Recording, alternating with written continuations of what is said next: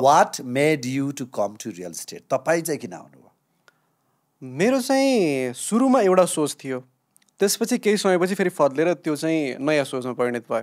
पहिला चाहिँ मलाई के लाग्थ्यो भन्दाखेरिमा जस्तो कि म बाहिर जाने सोचमा खासै थिइनँ। अब बाहिर नजाने भएपछि नेपालमै बसेर काम गर्दै गर्दाखेरि चाहिँ केही एउटा यस्तो काम गरौँ जुन कुरा चाहिँ अलिक इफेक्टिभ पनि होस् र अलिकति स्केल गर्न, ग्रो गर्न चाहिँ अलिकति तपाईँको राम्रो पोटेन्सियल भएको इन्डस्ट्री हुनुपर्यो भन्ने चाहिँ मेरो सोच हुन्थ्यो।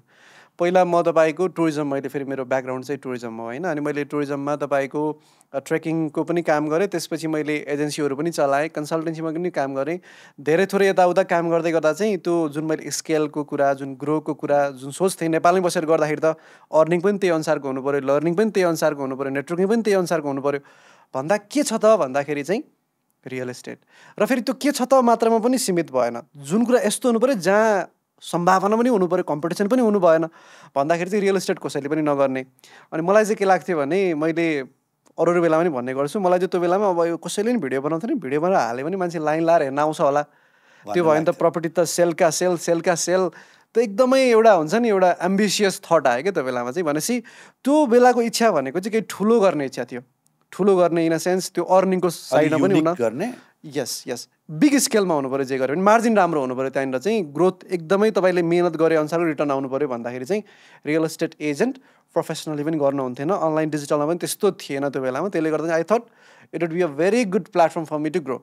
अनि म जब त्यसमा इन्टर गरेर मैले जब 5-6 मन्थ्स काम गरेँ र काम गर्दै गर्दाखेरि पार्टमा चाहिँ जुन कुरा मलाई त्यो 5-6 मन्थ्स लाग्यो नि सिक्नलाई, तर मलाई के लाग्यो भने यदि त्यहाँ म जस्तो मान्छे, अहिले लेट्स से म यहाँ छु भने यदि म जस्तो त्यहाँ कोही थियो जसलाई चाहिँ मैले सोध्न सक्ने थियो भने सायद मैले त्यो कुरा 1 महिनामा गर्न सक्थेँ, म 6 महिनामा कहाँ पुगिसक्थेँ।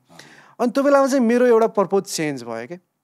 चेन्ज हुँदै गर्दाखेरि चाहिँ मलाई फर्स्टमा चाहिँ के थट आयो भने अब म यो रियल इस्टेट इन्डस्ट्रीमा किन थ्राइभ गर्छु, किन म ग्रो हुन्छु।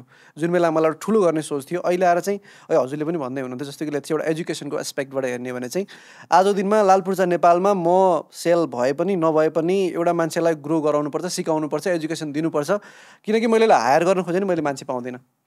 तर अब लालपूर्जा नेपालमै कति कामहरू मान्छेले आफै गर्दै हुनुहुन्छ, अरूले पनि हायर गर्दै हुनुहुन्छ। एउटा एजुकेसनको एस्पेक्ट अहिले पनि म एकदम के छु भने 500,000 जना मान्छे चाहिँ मैले बनाउनै पर्छ, नत्र भएसम्म तपाईँको यहाँनिर हामी कुरा गर्छौँ तर मान्छे नै छैन भने त जति कुरा गरे पनि के नै हुन्छ र।